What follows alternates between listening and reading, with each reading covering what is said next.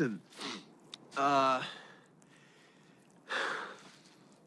we fucked up.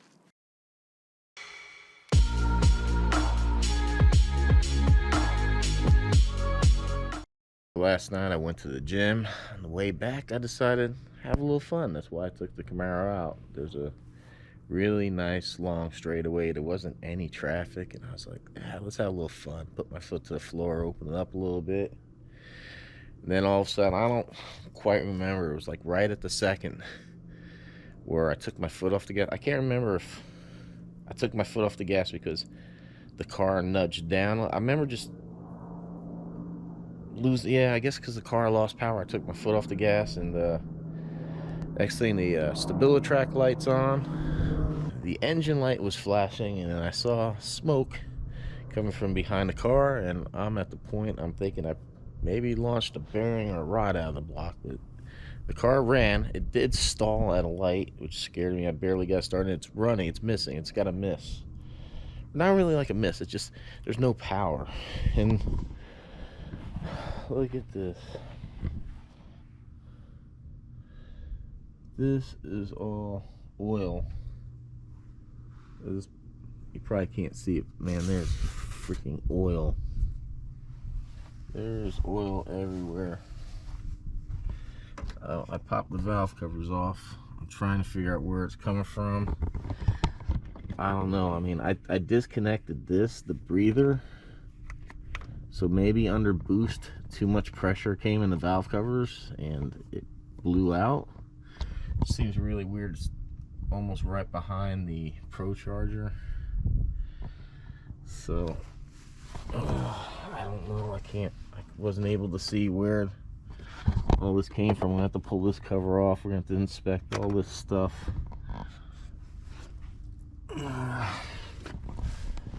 Seems really weird that see a lot of it's right here. I have heard people say under boost that oil, oh wow, look at that, oil blowing out of the cap. So maybe that's all that happened. But I do have an engine light that's on. Oh my god. I'm not sure how well this is going to show up, but the entire back of the car is coated. All of this is coated in oil. Look. What the? Oh my god. How? I guess just it maybe blew underneath and the air circulated back. I won't even begin to tell you how fast I was going, so I will say aerodynamics could have had a big play in what happened. But I have a P0016, which is a timing cam position sensor failure. So at best case, it's just a sensor. We can replace it. We're on our way. Worst case, something in the timing chain system failed and it skipped a tooth or two, and then we got to do a timing chain. Now this one, I know there's like a little guide that pushes and keeps tension on the timing chain. Now I don't believe that these are what they call interference engines, so even if the timing chain jumped, I don't think it would be any kind of position to bend the valve. There's the on an interference engine, valve piston tolerances aren't there. So if you break a timing belt, you will smack a valve. Non-interference engines, which most of these V8s are, you can snap a chain or jump a tooth and no damage of floating a valve.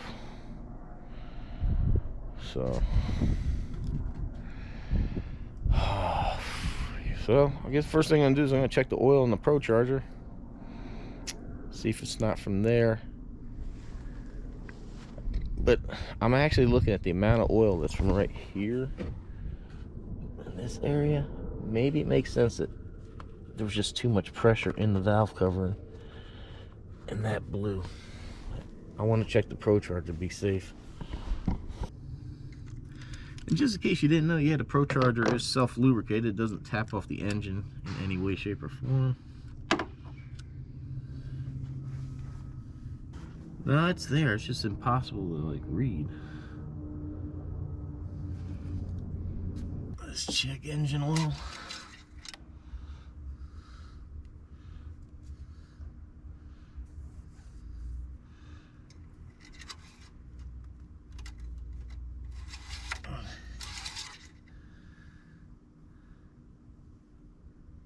Wow. I'm not seeing anything. Alright, yeah, there's a little bit. Just to the very bottom of the dipstick there. Yeah, I mean, shit. You can tell there's a lot of damn oil here. Next step is I'm gonna have to go put this car on ramps. Hopefully it's got enough power to do it. Hopefully it'll start. And then we need to degrease this engine. This is horrible. I just noticed oil is all down the side of the car too. I know it's probably not going to show up very well, but trust me. Oh, jeez. What the hell do we do? Yeah, this is underneath. Look at all the oil it's leaking on the ground on me. Look at that. So I'm going to take these skid plates off. Have a look.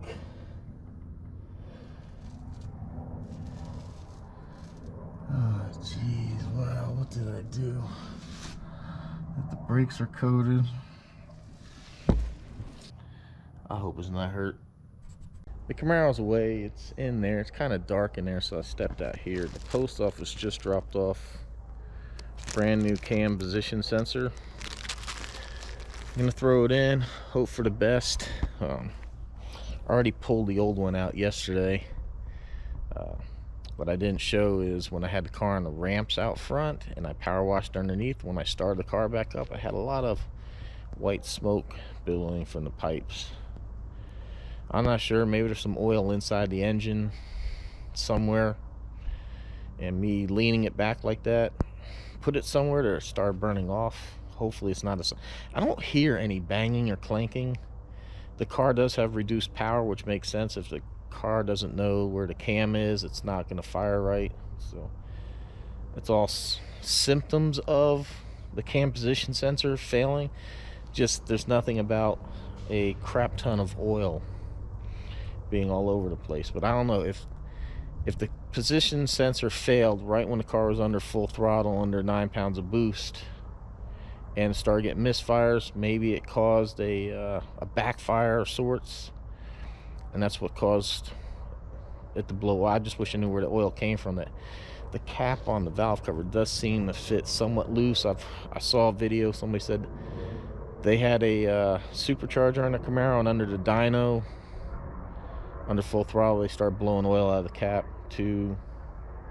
I don't know. Well, let's put this in, man. Hope for the best. I can't afford to hurt this car. You can see the smoke in here now. Well, unfortunately, that didn't take care of the problem. The engine light's out for that, or the code cleared for the cam position sensor, but I still have a number 7, cylinder number 7 misfire code popping up, and the car it's missing. Not in the respect like usually when you have a misfire, there's kind of like a snap, a pop, or you know, it feels like one cylinder's just not firing. I pulled the spark plug out, grounded it, and it is in fact sparking on that cylinder. So I do know, I read something on that cylinder number 7 had a lifter issue.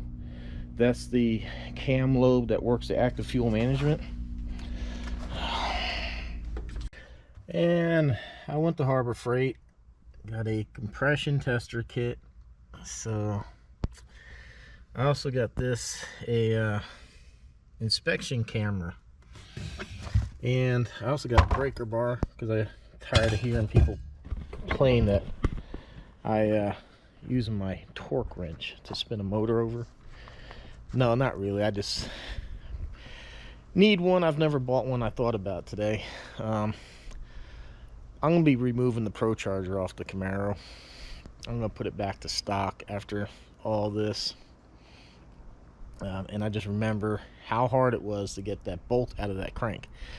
I do have the big compressor now, so I'm really hoping that'll get it, but if not, I got that big breaker bar. So I talked to Smitty. Hopefully you guys remember him. He's the one that rebuilt the transmission in Project Z28. He is also a GM tech. If you look at his Instagram profile, go check it out. He's got a picture of a ZL1 that he dropped the engine and that out of the bottom. That's the way they're designed to come out, just drop from the bottom. So he works on these things. He's familiar with them. So I asked him, told him everything that's going on, and he kind of thinking that I blew a hole in piston 7. So the surefire way is to go ahead and do the compression test and see. But I mean, I could have a bent valve. I could have something. I don't think a collapsed lifter would necessarily, and I'm pretty sure, no, when collapsed lifter wouldn't cause loss of compression. Now bent valve would if the valves wouldn't close. So I'm kind of hoping maybe just put the camera in there and see if I could see any physical damage. I don't know how the car knows what cylinder is doing what. I really don't. But that's the only cylinder I have an error code on. He told me that the pistons on these are fairly soft when you try to add a lot of boost to them, and I guess he's seen it before. So I believe what this man says. If he didn't know, I know he'd tell me they had no idea. But I mean, it's still just a shot in the dark. I mean, but something's wrong with the car. It's just smoking bad out the back. I mean, you saw that. So it would make sense if the piston cracked or got a hole in it, all the boost that was going into the cylinder then ended up in the crankcase, overpressurized it, and that's how we got oil all over everything. Same thing I guess could happen if you bend the valve, but I wasn't that high in the RPMs. I was actually in high gear, pulling a speed I won't mention, but it was pretty impressive. I'll say that. But yeah, I'm not gonna do that no more. I'm gonna pull this Pro Charger off, sell the Pro Charger, and I'm really thinking about selling this car now because I might have just stressed this engine. Definitely put some, I don't know what. Let's go throw the camera down here and see what we find. Well, that is the cylinder wall. That is highly gouged. The piston itself doesn't look too bad. I'm thinking we broke a ring or something got in here and scratched the living crap out of everything, but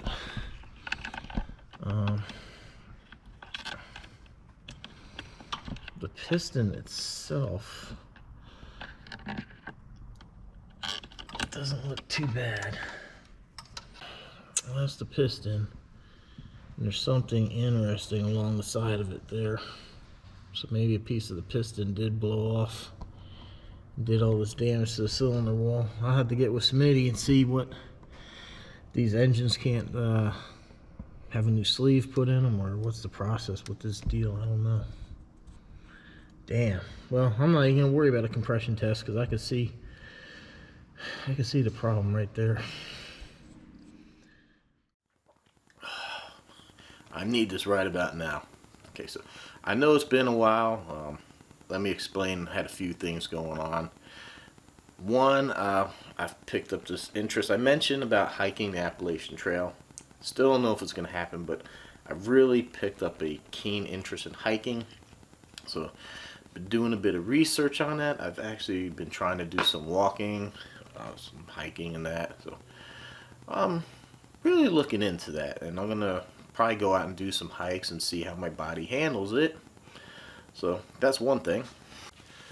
Number two, I was doing some traveling. I was going around. I went and visited my dad before Thanksgiving, and then we had a car breakdown, and I ended up spending an extra day or so there that I didn't plan on to get the car fixed. So I had those videos coming up. I got a couple. Except this video here has been sitting on my computer for forever. I just honestly, one, it's just hard. It just seems like everything is always like I could sell the car and make money, but now I got to put a bunch of money into it, and with me still owing money on it, I mean, it's like a never-ending flow of cash coming out to keep all these cars.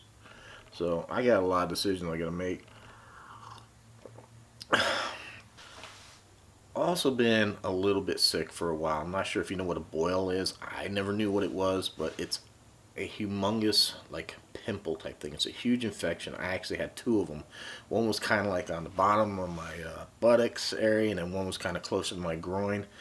Very painful to sit down, and these are caused by basically a staph infection, which is kind of serious. So went to the doctor. They gave me 2 shots of antibiotics, not even a steroid, just straight antibiotics.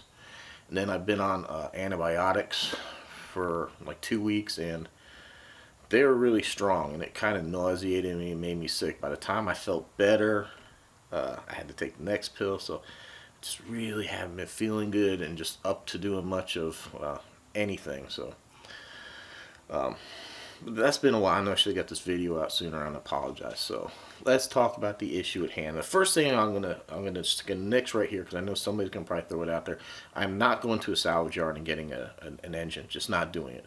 That car's got like 11,000 miles on it. The chances of me finding a pristine LT1 with less miles than that is probably like slim and none.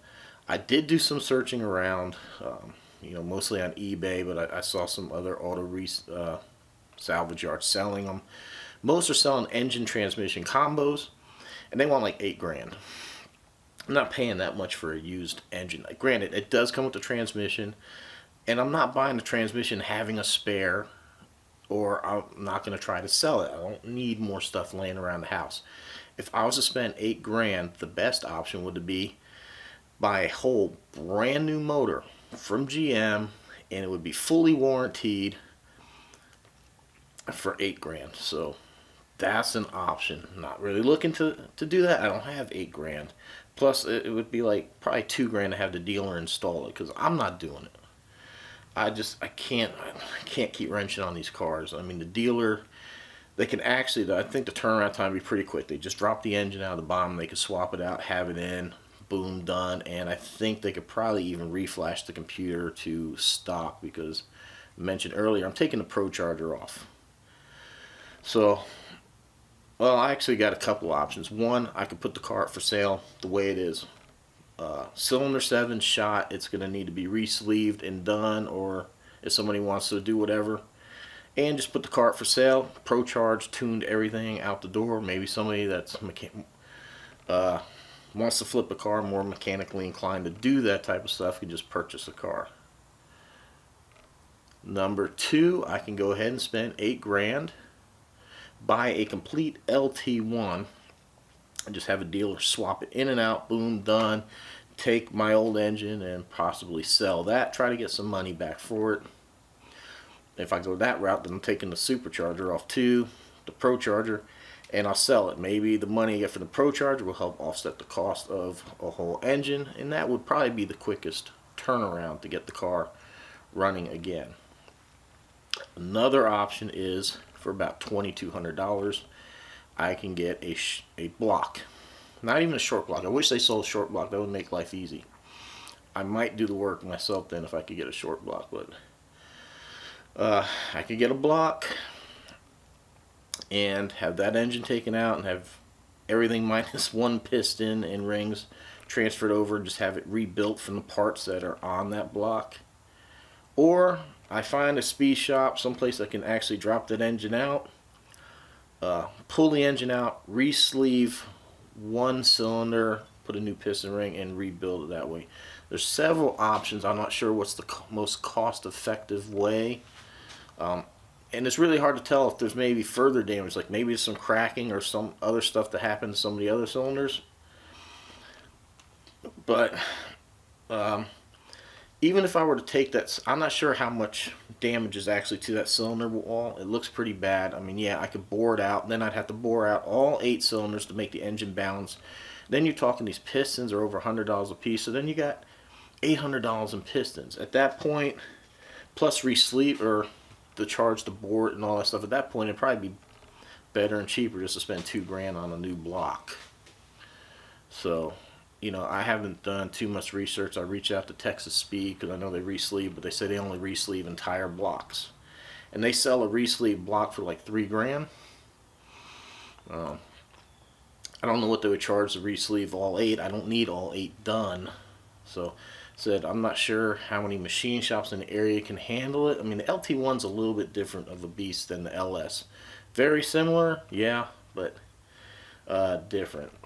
So I did send the pictures and that, and I talked to Smitty that rebuilt the transmission here in Project Z28 because he is a GM tech, and he said, yeah, that's probably what happened. Is he said it's kind of common in those hypertetic pistons are a little soft.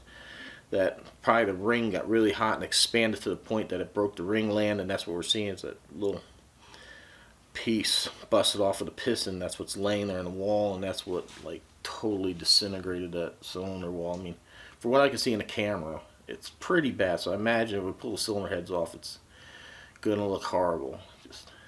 But yeah, I'm not up to doing the work. I'm not up to being bent over that car, trying to pull that motor out. I mean, I don't know. I mean, I said I could sell it with the Pro Charger in it, see what I can get. I could just pull the Pro Charger out, and then that should free up some cash to try to get some of these repairs done. But or I just park the car, let it sit back there in the garage until it's paid for, and then I got some money to do it, and I have time on my side at that point.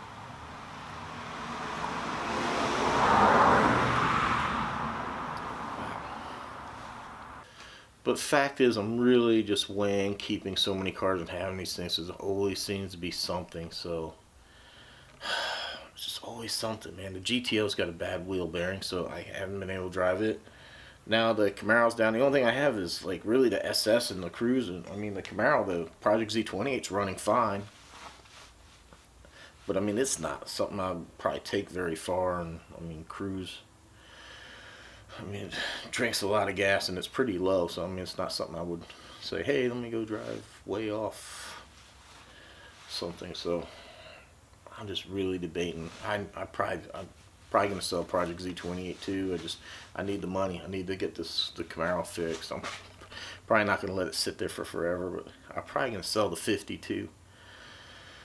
Just well.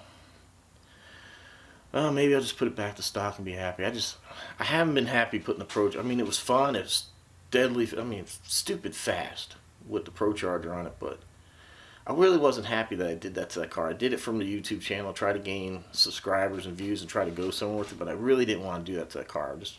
But I knew it was reversible. Like I could put it back to stock, but I didn't expect it. I really was hoping that it wouldn't cost me an engine. So yeah, I'm going to be doing some thinking. I got to really look at what's going to be the most cost-effective way. I'm going to have to get a hold of some machine shops around here, some engine shops, and figure out who can get the engine out of the car and who can re-sleeve that cylinder. Actually, if it comes down to just re-sleeving it, I might pull the engine out myself because I don't think that part's going to be too hard. I'll pull the cylinder heads off the intake, and then I could probably have access to the bell housing bolts and get it detached from the transmission. But other than that, I would have the transmission shop go ahead and just redo the whole block, rebuild it as a short block and give it back to me. I mean, understand too that one of the main differences with this, and Lethal Camaro did a video, and even he said something about there's a high pressure fuel pump underneath the intake. These cars have 2 fuel pumps, the LT1s.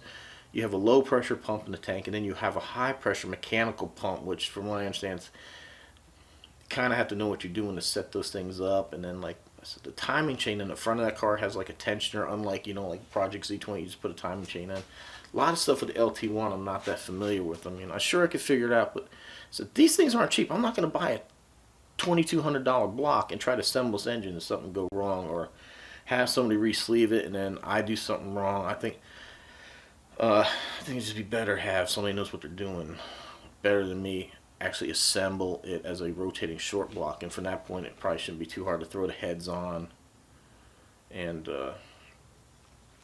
stuff like that, but I don't know. So lots to think about. So again, apologize for the lack of content and delays, like I said, between traveling, being a little bit sick, and then just being kind of really down about the car.